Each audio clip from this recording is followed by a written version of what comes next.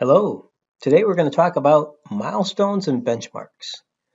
In that point, we have start milestones and finish milestones and start benchmarks and finish benchmarks. Let's start with the milestones. You can drop a milestone any place on the canvas and give it a description. So we'll say end phase 1. And now that milestone will float out there. Doesn't have to be attached to anything because of GPM.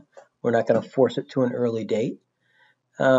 Typically, the way people would use a start embed or a start milestone is they would link it to the start of an activity. So we'll say phase 2.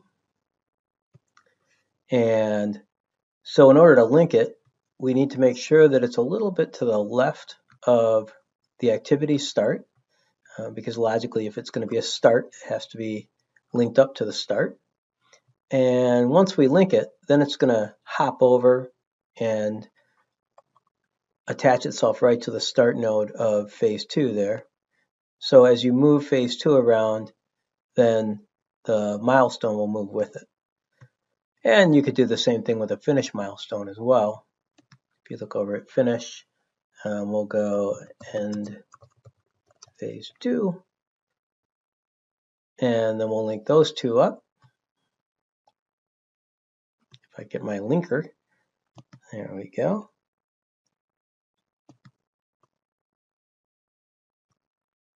Now that's going to snap right to the end node, and those will track along. So what is the difference between a milestone and a benchmark? A benchmark acts, if you're familiar with P6, a benchmark acts very much like a doubly constrained milestone. So a benchmark doesn't move regardless of what happens to the objects it's attached to. The other interesting attribute about benchmarks is that they're terminal to float. So let me turn on float here. And you'll see we have 145 days of float between the project completion and the end of phase 2. If I start to move project completion back, you'll see the float recalculating. Let's get that to 100. Okay. And now we're going to drop a finish benchmark onto the canvas.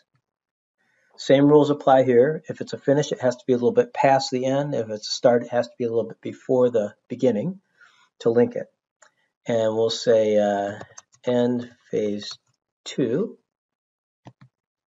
And then we'll link these two up. So phase 2 is going to link to end of phase 2 benchmark.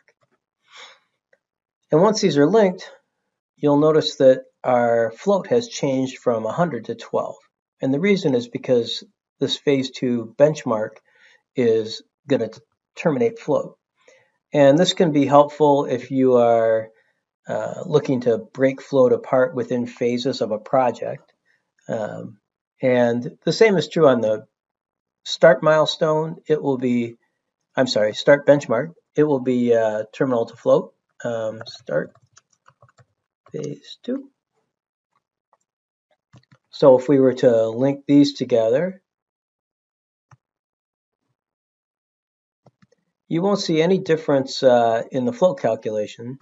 But when I turn on drift, you'll see that. So let's see here. We've got these linked now.